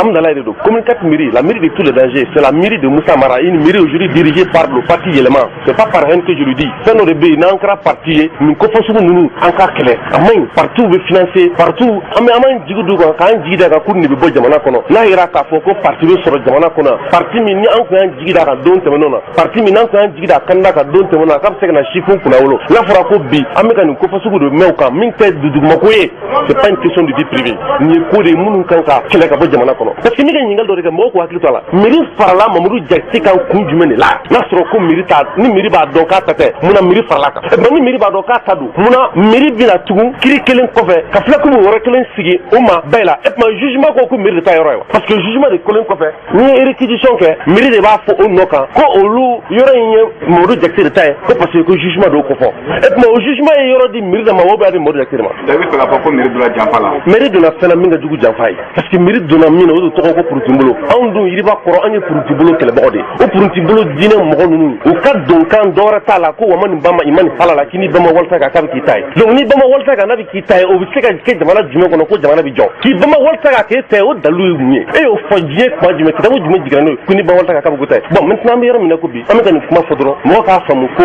on est indigné et que an jigi dalen don a kan k'a fɔ ko minnu y'an tɔɔrɔ nin cogo la jamana sɔrɔ fana k'a faamu k'a fɔ k'an bɛ don min na i ko bi nin ko fɔcogo nin fo ka sira dan na k'a yira mɔgɔ la k'a fɔ ko min kɛra nin ye kojugubaw de ye parce que normalement maa min bolo bɔra soko la fo san 10 kɔ maa min so min n'a kɛlɛ filɛ sen na Jakitelakaw ka du ɲɛsinnen de fila ma fɛn o fɛn bɛ k'a kɔnɔ o b'a bɛɛ kalama donc u k'u pan Yakuba Kulubali kunna ka taa kiri kɛ ni Araman Gino ye Araman Gino min ni u t'o yɔrɔ dɔn o Araman Gino min n'u b'a dɔn k'u tɛ so kɔnɔ décision de justice min bɔra o bɛ ka Araman Gino de fɔ rapport kalan bɛɛ na an y'a sɛbɛnw ye o décision de justice b'a fɔ de ko ka Araman Gino gɛn ka bɔ so kɔnɔ maa maa bɛ a bolo maa maa ba a bolokɔnɔmɔgɔ fɛn o fɛn bɛ yen k'olu gɛn ka bɔ so kɔnɔ ka tila ka yɔrɔ ci ka taa sɔrɔ minnu y'o o décision ta ka taa o décision huissier min taara o notifié o y'o notifié ni Yakuba tɔgɔ ye ka taa sɔrɔ décision de justice Yakuba tɔgɔ t'o kɔnɔ o o yi se be kɛnɛma Mamadu Jakite be kɛnɛma mairie fɛnɛ o mɔgɔ ma minɛ ma nɔgɔ yɛrɛ ni ninnu ma minɛ jamana ti jɔ donc c'est pourquoi ne bɛ min ɲini jamana kɔnɔ fɛn dɔ bɛ ka kɛ an ti ka minnu faamu o nɔ kan u ka siri dana an m'an jigi da kiiri tigilamɔgɔw kan k'an jigi da jamana faamaw kan k'a fɔ nin kelen kɔfɛ an bɛ appel lancer maa maa bɛ sariyaw kalan maa maa bɛ k'u ka kalan bɛ se ka bɔ n'a ɲɔgɔnna si kow kan maa maa bɛ diɲɛ kɔnɔ Mali dɔrɔn tɛ dɛ farafinna diɲɛ fan fan ni maa min sɔnna Yakuba Kulubali ka affaire o ni Seku Kulubali Seydou Kulubali ka affaire ka fara an bɛ fɛn fɛn ta ni surtout kɛrɛnkɛrɛn Yakuba Kulubali ta ni maa maa sɔnna k'i b'a ta k'a k'i ka mémoire walima k'i b'i ka thèse k'a kan yiriba kɔrɔla pɛrɛlen don k'i dɛmɛ a baara bɛɛ lajɛlen na pour que o thèse an ka kɛ document ye nin ka kɛ cas d'école ye parce que rapport in yɛrɛ kalantɔ mɔgɔw presselen don mais olu ti fɛ ka ban tellement que kuma bɛ ka fɔ a kɔnɔ hakili tɛ min ye quoi fɛn bɛ ka fɔ a kɔnɔ i tɛ se ka da la ko diɲɛ kɔnɔ nin bɛ se ka kɛ donc jamana kɔnɔdenw bɛɛ ka informer jamana ko tacogo dɔ la o de y'an bila ka kunnafonidilaw wele ka ko don tulo kan n'ala ka jɛ jaabi o makɔnɔnen don jumadon jaabi o bɛ sɔrɔ n'o sɔrɔla sa ni bɛ kunnafonidilaw wele mais an b'a ɲini maa ŋana ɲumantigi minnu bɛ k'an lamɛn u bɛɛ la k'i jɛlen k'u jija an ka kunnafonidilaw an ye kalifa d'u la parce que jamana bɛ min bolo bi anw tɛ dɛ an kɔni bɛ kuma an tɛ kɛ kunnafonidilaw mais kunnafoni minɛnw o n'a baara kɛbagaw minnu bɛ yen an ka hakili t'u la o de bɛ se ka jamana avancer jamana bɛ basigi fɛn o fɛn bolo bi kunnafonidilaw jɔyɔrɔba b'a la donc o la k'u fo k'u waleɲumandɔn kuma min tun bɛ ne fɛ k'o fɔ o bɛ tali kɛ nin na. Kunamana dɔnkibaru kuma sera n'aw mana kunamana tiɲɛ di kunun dɔ don n'aw mana kunamana arajo ɲɛtaga la n'aw mana kunamana jama bɛɛ sigilen don n'aw mana kunamana lamɛnbaa jama sigi bɛ n'aw mana ko faw ka na Mali kɔnɔ ni Mali kɔ ka faw ka na. An balimaw denmisɛnninw ka faraɲɔgɔnka kulu min bɛ n'a bɛ wele ko RJDM olu ye wulikajɔ dɔ bila sen kan dɔgɔkun furancɛ laban in na u ka hakilina ni laɲiniw tɛ dɔwɛrɛ ye u ka se ka u ka fasodenɲumanya baaraw lawaleya jamana kɔnɔ o walew kɛra sababu ye min ye yirituru baaraw ye u ye o dɔw bila sen kan a kɛra Dawudabugu centre de santé la Dawudabugu kɛnɛyaso min bɛ wele ko Asakoda o walew kɛra sababu ye yiriju 50 ɲɔnbɔɲɔnko o ye o de turu ni kɛnɛyaso in kɔnɔna na a kɛra sababu ye kɛnɛyaso in yɛrɛ ɲɛma a ko ale nimisi wasara ka sabu kɛ ni ye a siɲɛ filanan ye malidenw bɛ wuli ka na ni waleya ɲuman in kɛ a ko yiri in k'u latɔbɔtɔ o baara o bɛna kɛ olu de bolo ka sabu kɛ ni ye yiri turu nafan b'a la a nafan tɛ se ka fɔ ka ban a bɛna kɛ sababu ye dɔgɔtɔrɔso in kɔnɔna la maa minnu bɛ yen ni u mangɛnɛ n'u taara furakɛli la u bɛ se ka u kun don yirisuma la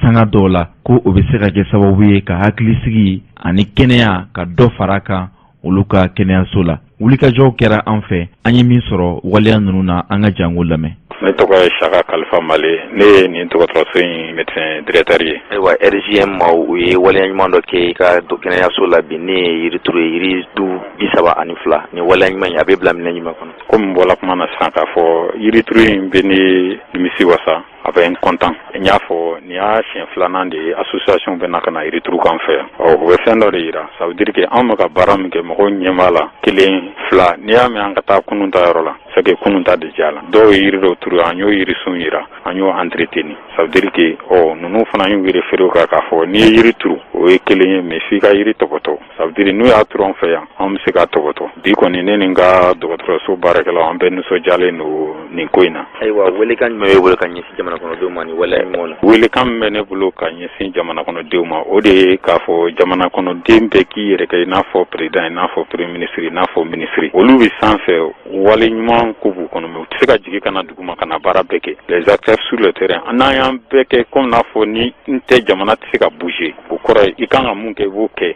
fo ka dɔ kɛ dɔ wɛrɛ ta la ninnu filɛ ka mun kɛ ni jamana denmisɛnnin bɛɛ y'a kɛ ninnu ta in cogo la an bɛ taa san 10 sɔrɔ yɔrɔ o b'a sɔrɔ yiri bɛ Mali yɔrɔ bɛɛ donc jamanaden bɛɛ kan ka ninnu ladege k'u ka baara ɲuman ɲɔgɔnna kɛ ne ka welewele kan ye ka ɲɛsin jamanaden bɛɛ ma an bɛ yɔrɔ min na bi maliyɛn bɛɛ kan k'i yɛrɛ kɛ Mali président bɛɛ kan k'i yɛrɛ kɛ Mali premier ministre ye ka baara kɛ pour que jamana in ka se ka bɔ nɔgɔ la nin y'o sira dɔ ye. Aïssata Tangara. Ayiwa yiri turu la aw ka kɛnɛyaso la bi ni bɛ e bila minɛ jumɛn kɔnɔ. Ɲana nisɔndiya bonyana parce que ni yiri turu la yiri nafa ka bon a tɛ fɔ ka ban musow mana na yan u bɛ se ka sigi a suma na n'a sɔrɔ la yiri kun bɛ yan sisan an tɛ baasi ko ɲɛɲini tiɲɛna a diyara n y'a bonyana ma ala ka baraka don a la. Ayiwa wele kan bɛ bolo ka ɲɛsin jamana kɔnɔdenw ma bɛɛ ka nin waleya ɲuman ɲɔgɔn na daminɛ. Wallahi bɛɛ k'i jija yiri turu la nafa b'a la a nafa tɛ fɔ ka ban. An kɔni an bɛ kan ka nin kɛ a diyara n ye hali sisan ala k'an bɛn ɲɔgɔn na wɛrɛ ma a diyara n ye yɛrɛ de. Foli diyara n ye ala ka baraka don baara la. Ne tɔgɔ Yabari Sise ne ye trésorier de CESCOM na yan nɔ kɔntanenba de don. Ni ye aw choisilen k'a fɔ k'a bɛna yiri turu anw fɛ yan c'est que i b'a sɔrɔ hakili b'a na de an b'a bila hakili la k'a fɔ ko vraiment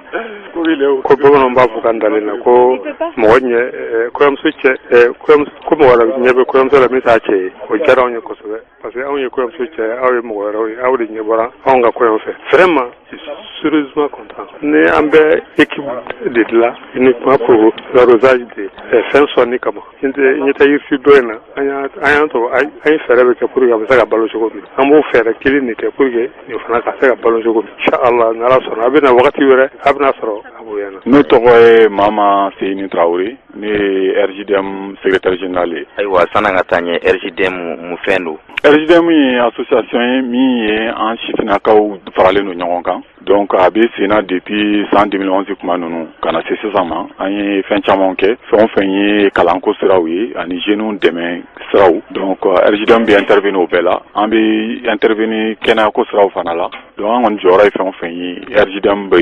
i seko k'o la. Ayiwa bi sɔgɔmada in na sibiri an sera Dawudabugu kɛnɛyaso dɔ kɔnɔna na min ye yirituru baaraw ye a y'o bila sen kan mun hakilina de nana ni nin hakilina ɲuman ye. Bon hakilina min nana ni yirituru ye ni RJDM ye ni initiative ta o ye n'an yɛrɛ ye sigidaw jateminɛli kɛ bi tile bɛ ka fariya ka taa fɛ don o don san bɛ na a bɛ tiɲɛni ni fɛnw kɛ donc an ka kalanbaaw ye min fɔ an ye yirituru bɛ fɛn camanba de b'o la donc o de kama an fana ye initiative ta an ko c'est vrai samiya dɔ caman kɛla samiya la mais an ko an tɛ fɛ ɲinan samiya ka ban fiyewu n'an ma yiri dɔw turu donc an ye dɔgɔtɔrɔso ta an nana ka na turu yan donc yiri dɔw bɛ yan déjà an y'a ye o yiriw minɛna ka ɲɛ vraiment o y'an hakili gɛlɛya ko la kosɛbɛ o y'an hakili sigi an k'an bɛna yiri ninnu turu yan donc an ye yiri 50 ɲɔgɔnna de turu bi sɔgɔmada in na donc o fana an ye dɛmɛ sɔrɔ an ka eaux et forêts yɔrɔ an b'u fo kosɛbɛ u ye yiriden 100 d'an ma donc an ye 50 turu yan an bɛna yiri tɔw tilan mɔgɔw fana ni ɲɔgɔn cɛ u bɛ taa turu sodaw ni karew ni ekɔlisodaw la donc o bɛɛ ye dɛmɛ ye pour que ka se ka climat bɛɛ b'a kalama ko climat tagacogo man ɲi sisan donc o de y'an bila ka ni hakilina in ta bi ka na yiri turu Dawudabugu yan. Ka kɔni ye a ye yirituru waleya dɔw kɛ jamana kɔnɔ wa. kɔni an ye yirituru waleyaw caman kɛ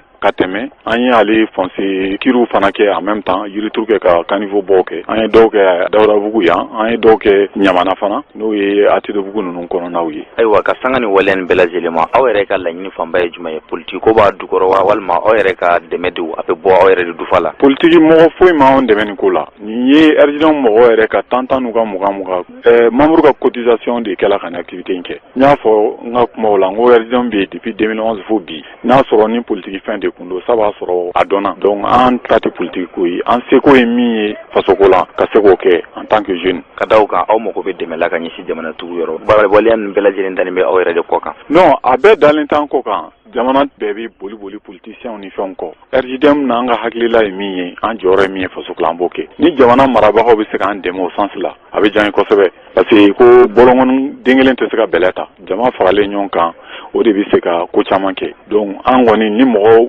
hakilina ɲuman fɛn o fɛn bɛ yɔrɔ o yɔrɔ i kɛla jamana marabaga ye i kɛla kɛn yɛrɛ baarakɛla ye n'i bɛ se k'anw dɛmɛ an ka hakilina ninnu na ka se ka faso dɛmɛ an bɛ i bisimila. Ka kuma in bɛɛ fara ɲɔgɔn kan dakuruɲɛ kelen. N bɛ min fɔ n ka kuma laban na o ye an bɛ jeunesse bɛɛ wele bɛɛ ka wuli k'i jɔ Mali bi mago b'an bɛɛ de ka dɛmɛ la bi bi in na donc i sigiyɔrɔ bɛnnen don yɔrɔ o yɔrɔ ma i k'a dɔn i kan ka se ka ko dɔ kɛ faso ye donc i seko ni damayira ye min ye i k'o kɛ quoi fo weleweleda de tun bɛ ne bolo. An b'i fo. Tɔgɔ ye Sumana Kulibali ne bɛ Dawudabugu yan nɔ o ni RJDM membre ye. Ayiwa RJDM kabini baaraw daminɛna fo bi nɔ bɔra wa. RJDM ye baara caman kɛ an bɛ se k'a fɔ ko nɔ bɔra. I bɛ se k'o dɔ fɔ an ye wa. An ye activité dɔ kɛ min ye jelidi ye Banginda Sana an taara jelidi dɔw kɛ yen nɔ kɔfɛ an tilala ka formation dɔ fana kɛ jeunes kun. Formation suguya di. Formation min b'a permettre jeunes bɛ se ka baara ko lasɔrɔ cogoya min na u bɛ se k'u dege baara ɲini na ani baara dege i t'a sɔrɔ dɔw bɛ yen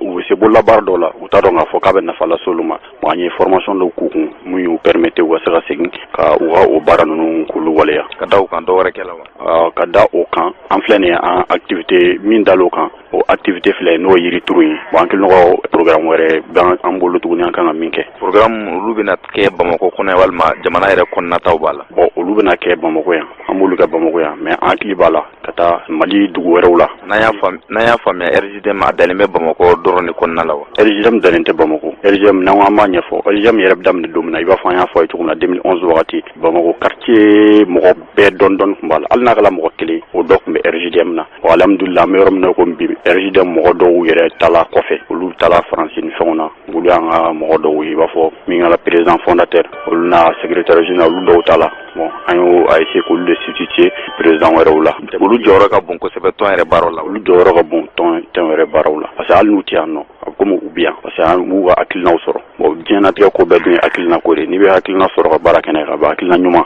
o bɛ fɛn bɛɛ bɔ. Wele k'a ɲɛsin denmisɛnninw ma ka se ka dusu ta ka RGDM ka waleya ɲuman ninnu ɲɔgɔnna bila sen kan. Bon ne bɛ min lase denmisɛnninw ma n'o ye sifinnakaw ye an filɛ baara min na nin ye yɛrɛ baara de c'est jamanajɔ baara don bon ni bɛɛ wulila ka nin ɲɔgɔnna kɛ i b'a ye Mali filɛ nin an bɛ gɛlɛya fɛn fɛn fɔ Mali kɔnɔna la an tɛna o ye tuguni jeune bɛɛ ka wuli bɛɛ fana ka to ka ko ni fitini kɛ parce que mɔgɔ kana jɔn fɛn na quoi a bɛ se ka e bɛ fɛn dɔ e bɛ jɔn o la o ta i k'o kɛ dɔrɔn hali que gabakurun ta k'a bɔ sira kan dɔrɔn i b'a a bɛ se ka kɛ fɛn ye sababu ye min kɔlɔlɔ tɛna se mɔgɔ dɔ ma. An balimaw parti politikiw ka fara ɲɔgɔn kan kuluba min bɛ ni parti politique caman bɛ i yɛrɛ sɔrɔ a kɔnɔ n'a bɛ wele ko cadre d'échange des partis et des regroupements de partis politiques pour une transition réussie au Mali o bamanankan tɛ dɔwɛrɛ ye parti politique minnu farala ɲɔgɔn kan k'a fɔ hakilina min bɛ olu la o tɛ dɔwɛrɛ ye camancɛ fanga a ka se ka kɛ k'a ɲɛ min bɛ se ka kɛ sababu ye camancɛ fanga ka taa falen fɛn na min bɛ kɛ jamana kɔnɔdenw sago ye juma tɛmɛlen Korofina musokunda u ye sigi min kɔnɔna na hakili jagabɔw caman kɛra hakili jagabɔ na kumaw nana falen min na o tɛ dɔwɛrɛ ye u ko olu bɛ a laɲini k'a fɔ camancɛ fanga a fɔra a ka kɛ waati min na n'o ye kalo 18 ye o ka se ka lamatarafa walasa jamana ka segin ka na bɛjɛ fanga yɛrɛ minɛn kɔnɔna na o tɛmɛlen kɔfɛ yɛlɛma minnu kan ka don jamana yɛrɛ marabolo tacogoyaw la o waleya ninnu o bɛ kɛ kɛcogoya minnu na u ka se ka o da jamana kɔnɔdenw tulo kan fo ka se min ye jɛkulu min kan ka sigi walasa ka se ka camancɛ fanga yɛrɛ kɔnɔna na ka se ka kalafiliw labɛn n'an b'a wele ko organe unique de gestion des élections ko o waleyaw fana ka se ka lasɛbɛnciya joona fo ka se sigikafɔ minnu fɔra ni sigikafɔ in bɛna kɛ sababu ye malidenw ka se ka ɲɔgɔn yɛrɛ faamuya ko da ka don o waleyaw la ale ni maa minnu bɛ yen ni o minɛnen k'o datugu i n'a fɔ Bubɛyi Mayiga ko a ka kiriw ka bila sen kan ni kiriw ma se ka bila sen kan yɛrɛ u k'a labila ka bɔ kaso la u ye hakilina ni laɲiniw falen ni waleya ninnu de kan arajo ɲɛta tɔgɔ la Abdulayi Kanta ale tun bɛ yen a ye Amadu Koyita n'o ye Ibrahim Bubakari Keyita ka minisiri kɔrɔ ye a y'a ka kuma gɛlɛmani tɛngo ale la a ye min fɔ an ka jango lamɛn. Ala ka ni fɛn an ka jamana kɔnɔ Ala kana ni basi an ka jamana kɔnɔ an ye tafi filakɛ minnu tanyana an ka sɔrɔsi taami ko tanyana o bɛ na juguw fɛ o de la an ka cadre kɔnɔna na an ko jamana min sera yɔrɔ min na bi an k'an ka faamuya jugu kelen min b'an na an k'an ka fara ɲɔgɔn kan jugu kelen min kɛlɛ o ye minnu b'a fɛ k'an ka jamana sigi ka sen sabara kɔnɔ n'an b'a fɔ o ma force humaine n'an b'a fɔ o ma terrorisme an bɛ camancɛ fanga kɔnɔ bi a camancɛ fanga an bɛ se k'a fɔ Ala y'a latigɛ n'Ala ko fɛn o fɛn bɛ kɛ o bɛ kɛ o camancɛ fanga layiduw taara o camancɛ fanga kɛlɛkɛw tiɲɛna o camancɛ fanga an y'a fɔ anw yɛrɛ ye k'a fɔ diɲɛ mɔgɔ ye k'a fɔ fanga min bɛna kalifa camancɛ fanga ma k'a fanga bɛ kɛ kalo 18 kɔnɔna na n'o ye san 1 ni kalo 6 ye n'o fanga kalifara maa min na k'a fɔ k'i nana de ko ka gɛlɛya ba jamana kɔnɔ jamanadenw ma kala ta ye jamanadenw ma futi marifa min dira k'a fɔ ko ka jamanadenw lakana o marifa de utilisera dɔw fana b'a dɔn ne fanga bɛ taa ni kalata de ne fanga bɛ taa ni jamanadenw ka limaniya de jamanadenw ka sɔn de Ala ta kɔfɛ olu tɛ fanga sɔrɔ jamana Ala ni waati kɔnɔ fana Ala kɔnɔ n bɛ daw ta n bɛ daw senfɛ minnu yira la ni m'o bɔra minnu ta Ala ka yɛlɛma jamana dɔw fara ka nafolo tiɲɛna jamana nafolo tiɲɛna nka o bɛɛ kɔnɔna na laɲini min kɛra ko kalo 18 ko ka labɛn kɛ kalo 18 État ka baara ye min ye fanga bɛɛ mana na baara dɔw bɛ i b'olu kɛ n'a bɛ f'o ma continuer la gestion de l'État bɛɛ b'o dɔn maintenant o kɔfɛ ka labɛnw kɛ ka ɲɛ pour que an bɛ se ka kalata ɲɛnamaw kɛ jamanadenw ka mana danaya da min kan o ka kɛ tigɛ aya o fɔli bi o bɛ ka kɛ tasuma bɔli ye dala minnu yɛrɛ kun fanga yɛlɛmani coup d'état kɛlen 2018 août minnu kun ko k'a fɔ ko sɔrɔsiw nana k'olu ka baara kuncɛ minnu dɔw kun ma ye fanga la u ye kuma caman fɔ dɛ sɔrɔsiw ma dɛ jalaki caman fɔra dɛ kuma min yɛrɛ fɔra nin k'i mɛn n'o ye M5RFP ɲɛmɔgɔ ye n'o ye bi premier ministre n'o ye docteur Sogol Kobala Magɛ je crois que aw bɛɛ y'a suivi la ou bien y'a lajɛ réseaux sociaux la n'aw m'a lajɛ aw bɛ se k'a taper rencontre M5RFP le président de la transition Bandaw a fɔra k'a fɔ ko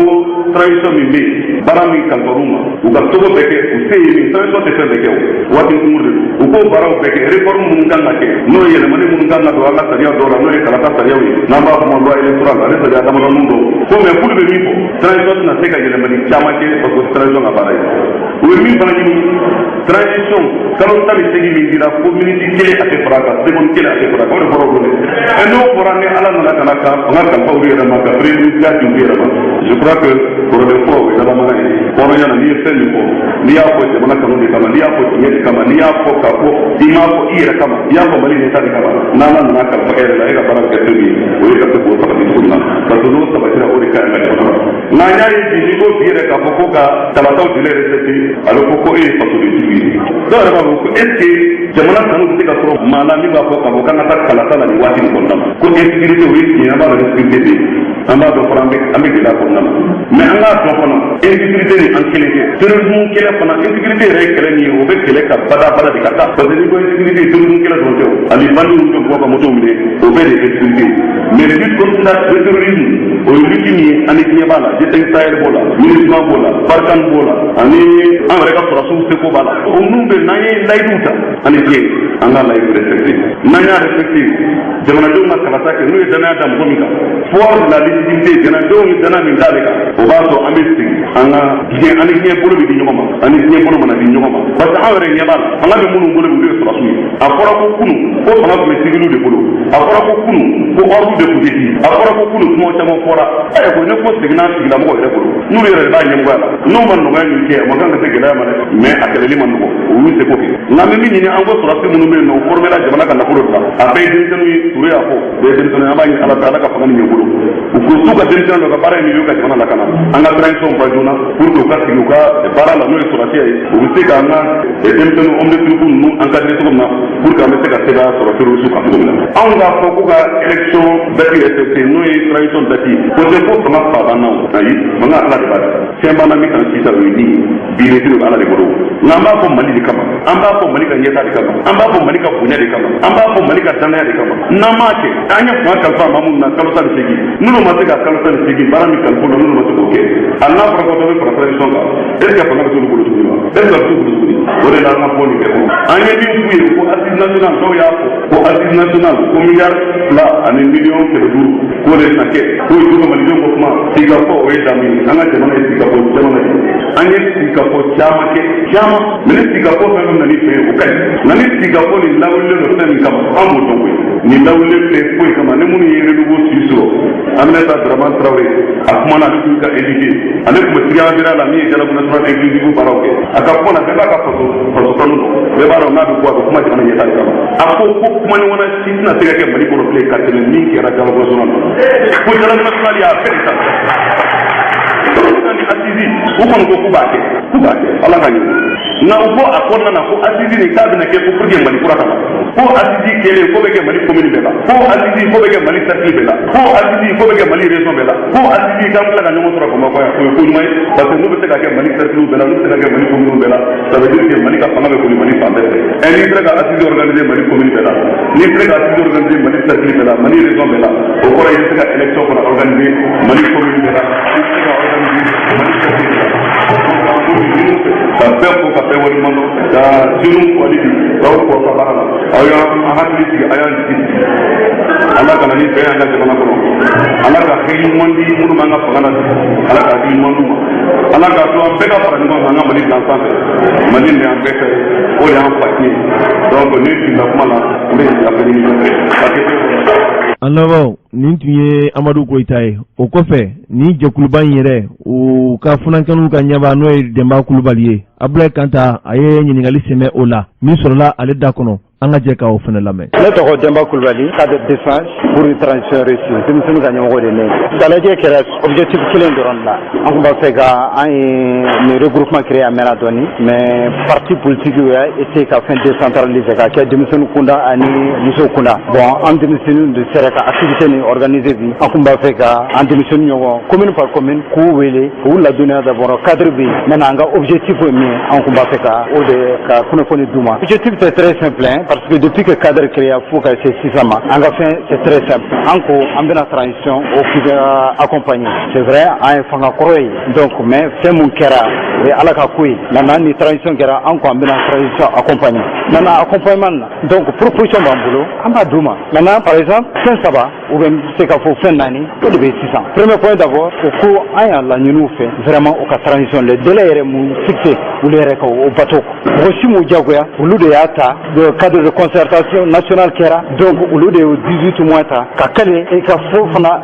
jamana diwe ani ko opinion international ko ou délai respecté mais 600 ani mala semble ala kana 600 donc on va faire ka fin soso mais on va faire pour la donner à drone vraiment au ka fin ou ka kuma kampato ka transition respecter les délais respectés cela est moins depuis dialogue national et inclusif il est ka wati là sincèrement fora ko élection vraiment élection avec organisé administration territoriale là ango dabla angata organique unique là o organique unique au début là CMP organisé ka résultat proclamé benoka unana 600 organique unique mul la nyina o teni organique unique uluka organique unique ani mul la nyina dialogue national inclusif o toyi na anko antu doula sabana mu assise nationale ko bina assise nationale organisé assise chama organisé la malikona alabane dialogue national inclusif malien benna ay proposition qui fait bella donc pour que jamana ka bobuloka ou que jamana ay crise mu vi ankana o sigi o crise ka tukuni mais uluba saka sigi dialogue o bina munda fo mo ma delika fo jamana kona anko antisa o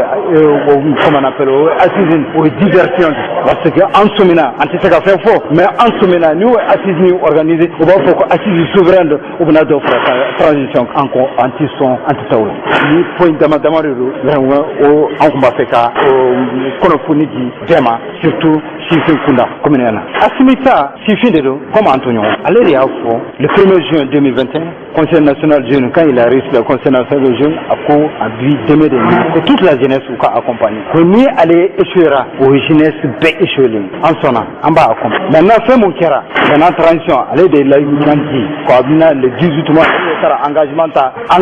ta fo gana communauté internationale nyoko aya faina la yidina akaka la yidu kampato akaka la yidu kampato le 18 mois là akoke akata akabo d'afrelef note alaba fait muya soro atu yetuguni parce que nanati ni sengele nana obitati donc natana ambena ni fen ni nyogoyen multiplier nyambora commune MP ambera commune de la ata fo commune 6 fo kati ni ubana programme mumbe amba fait un meeting badi organisé boulevard de l'indépendance là nous maçon entama mais entre temps nous sommes entama afora bana maintenant nous maçon donc ambeta boulevard de l'indépendance là oui fanga soro tugumina ambado donc ambeta boulevard l'indépendance inchallah.